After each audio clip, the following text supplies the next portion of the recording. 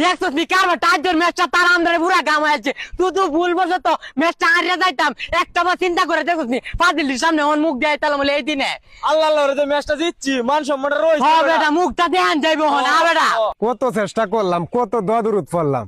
এই টিফিজের দলের আর আড়াইতালাম না। এই কুতা একাতে ক্যাপ কুত করে টিফিজ মিলাই ফেলছে। সামনে গন্ধ দিয়েছে ছেলে কিন্তু কই গন্ধ গন্ধ কই করে এই কারো এই কুতায় দিচ্ছে আবার কথা কো, এই যে কুতাইতে কুতাইতে ফ্যান কাপড় নষ্ট হচ্ছে অনাসি তা গন্ধ হচ্ছে। আরো দেখ আমরা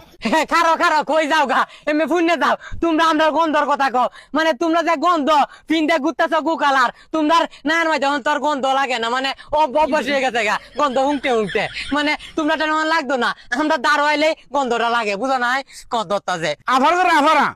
তোমরা তো টিভি ছাড়া কিছু বুঝো না। এই বেটা জীবনে ফটো পাইছে খেলতো এর লগে কুতাকুতি লাগাই দিছো আমরা লগে ফটা গোটা 7 আপ দিয়ে দিলাম এই বেটা 7 আপ না টিফিজ। ও টিফিস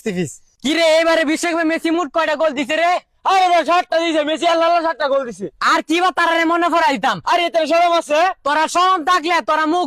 দেওয়ার কথা কইতা তোরা কইছিস যে তোরা লাগে খেলা পড়তো তোরা লাগে খেলা পড়বো আমরা মনে করো যায়া রইছি তোরা আয়া থাক তাইলে হইতাছে খেলাটা বুঝছ না ব্যাপারটা খেলা হইব আর্জেন্টিনা বনাম ব্রাজিল